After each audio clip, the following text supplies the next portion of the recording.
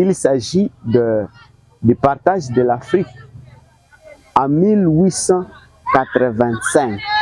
Mais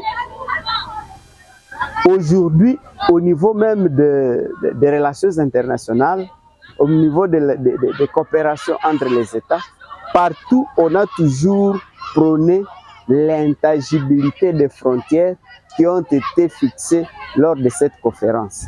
Ça veut dire que si quelqu'un estime qu'il a été lésé lors de ce partage, il faut qu'il revienne encore aux organisateurs de cette conférence.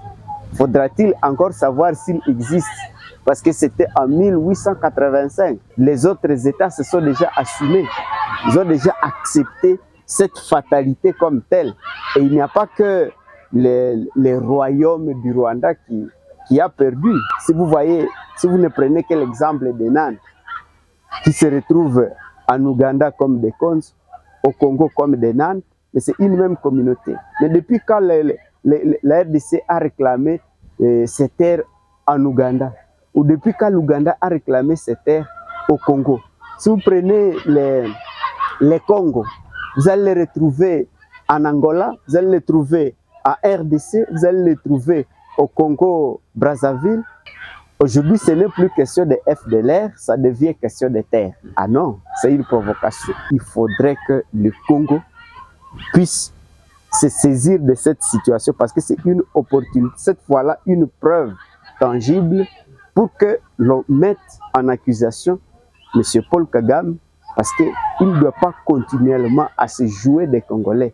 Le moment est déjà révolu où les gens vont continuer à penser que on peut agresser les autres pour conquérir des royaumes. Nous ne sommes plus à cette période préhistorique où les royaumes s'étendaient par conquête.